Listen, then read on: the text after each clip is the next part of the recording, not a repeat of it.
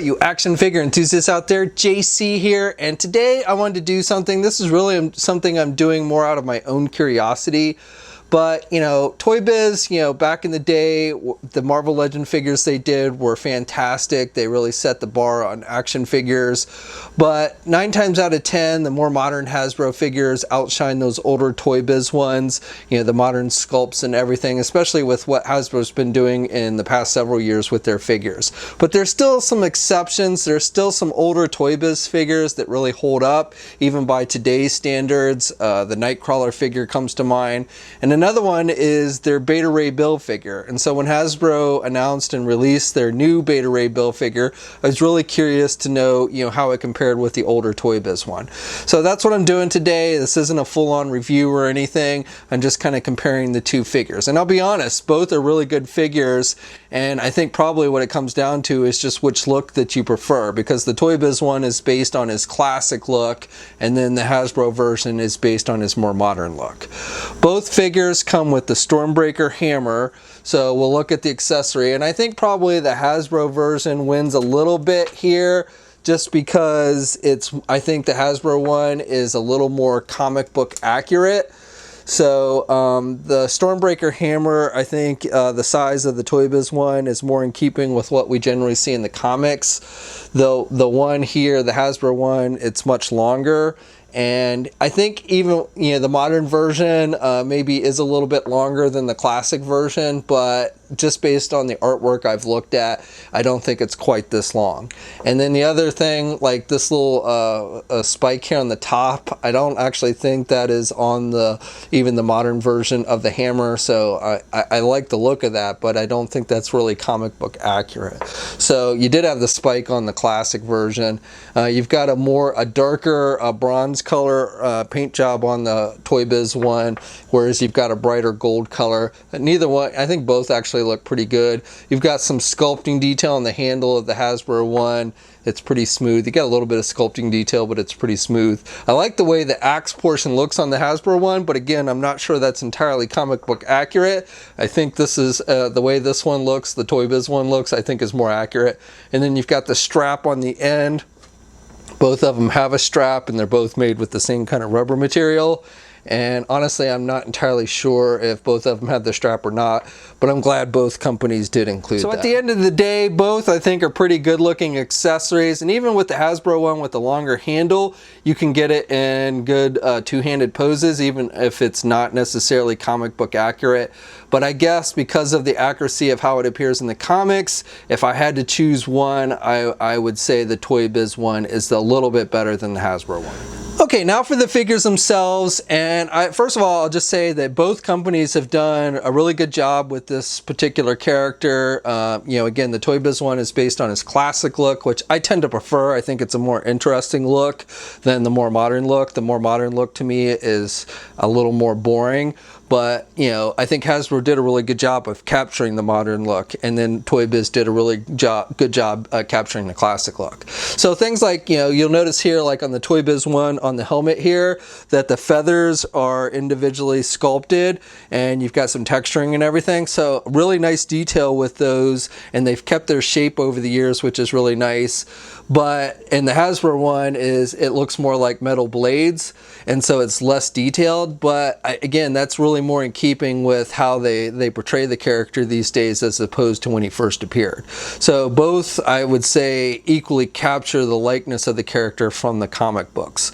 And while I love the way the wings look on the classic version, I like the metallic silver that they used on the helmet for the Hasbro version over the one that they used on the Toy Biz one. Not that the Toy Biz one is bad, but the Hasbro helmet is a little shinier and looks a little more like metal.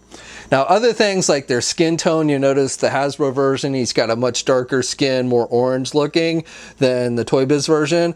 But again, I think that's just how they've changed the character over the years. I think the orangey skin is appropriate for the more modern look, and then the more tan skin is more appropriate for his classic look. So I would say both companies have done a pretty good job with the skin tone on the figure. You've got the whited out eyes, you've got the long snouts, and you'll notice the Toy Biz one, his nose is longer, his mouth is longer. but again, I think that's just in keeping with how they draw the character. I really like that both figures have articulated jaws, so you can open or close the mouth on both figures. You know, I think it's great that Hasbro included an open jaw. You've got good sculpting detail inside the mouth. You can make out the tongue on both figures. I don't know how well it shows up on camera, but take my word for it, you actually can see the tongue inside the mouth of both figures, so that's nice. You've got things, is you'll notice here, like on the arm of the Toy Biz one, you've got actual hair sculpted in the arm, and Toy Biz did that a lot. Same on the neck, you've got a little added sculpting detail, whereas on the Hasbro figure, you've got nice muscle tone and everything, but there's nothing like added sculpting detail for the hair or anything. So in regards to that, I give a little edge to the Toy Biz figure. Now both figures, they sport shoulder pads, which are separate pieces on the figure. They're different looking. You've got the metallic gold ones on the modern version, and then you've got these bigger looking blue ones on the classic version. But both of them, you know, they are separate pieces. They're made with a rubber material. Well, the Toy Biz one is more rubber, and the Hasbro one is a little bit harder plastic. It's fairly soft still, but it's a little bit harder than the Toy Biz one. Now, one thing I want to note here is you both have the capes, and I kind of like the way the Toy Biz cape comes out on the figure and then comes down, whereas on this one it's just kind of straight down. Now the Toy Biz cape is, or the Hasbro cape I should say, is actually removable. You can unplug it, just hooks around these little knob things that are done with a metallic silver here on the shoulders, so I'll take that off.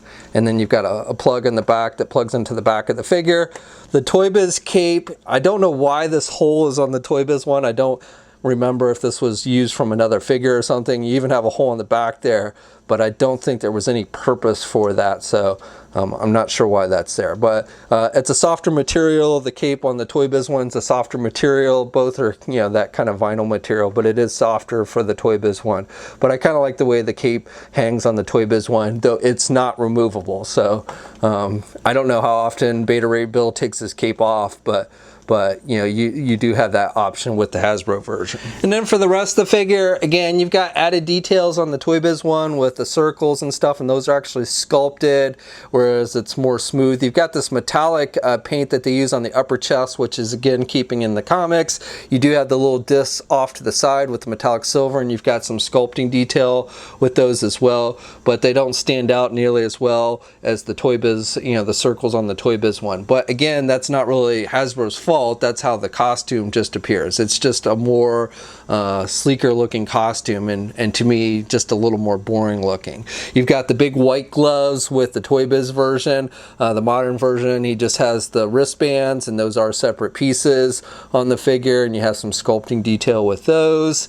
And then, you know, the legs on the modern version are basically just a black type pants, so nothing there, whereas on the Toy Biz, on the vintage or classic look, you've got the big metallic gold boots, and Toy Biz did a really nice job with those, and you've got some nice shading so it looks like actual metal.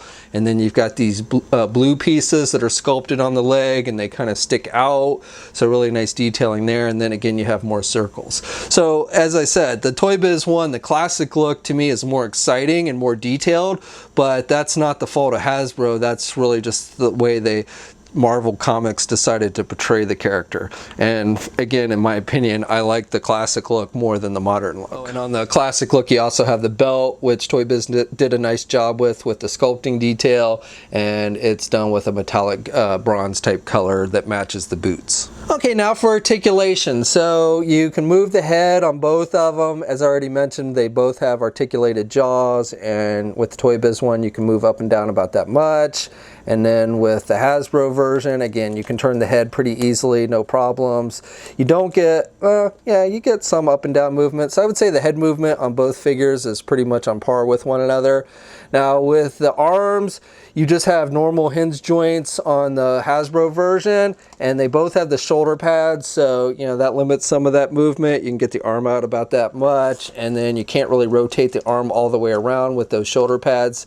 So, but same thing with the Hasbro version. Now you do have a butterfly type joint on the, or I should say Toy Biz version, and you do have a butterfly type joint on that, so you get a little bit more back and forth movement. And because the shoulder pads don't come out quite as much and cover the shoulder, you can still rotate the arm all the way around around. You have to do it kind of out and around. So the shoulder pads aren't as limiting to the shoulder movement on the Toy Biz version, but that's really has more to do with the design of the shoulder pads than anything. Now both have bicep swivels. The Toy Biz version only has a single hinged elbow though, so that is an area where the Hasbro figure shines more. You get the double hinged elbows with the Hasbro version.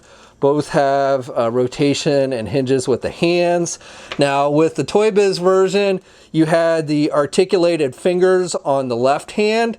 All three are, articulated as one, but you do get that movement.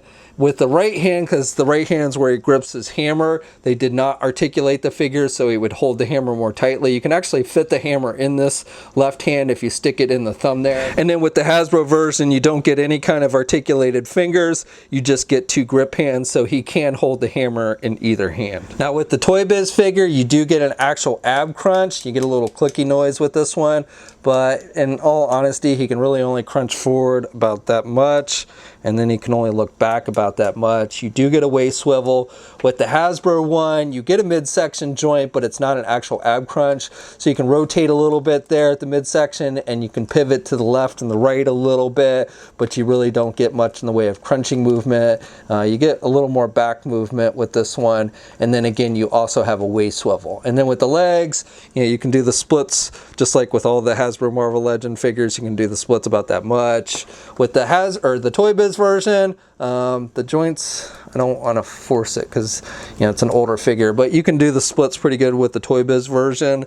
And then you do have a thigh swivel, and you can get the leg forward pretty good, and you can do the leg out and back. Same with the Hasbro one, you can get the leg forward good, and you can do it out and back. You've got the thigh swivel. You get a double jointed knee with the Hasbro version. With the Toy Biz one, you also have a double jointed knee, so you can bend the knee pretty good. It's hidden by the the plate on the boot, but you do get the double jointed knee now, and you also get a boot cuff swivel on the Toy Biz one. It's well hidden there. And then you get pivot with the feet. And actually, you don't get a lot of ankle pivot with this one. A little bit of rocking, but not too much. But you also get the toe articulation.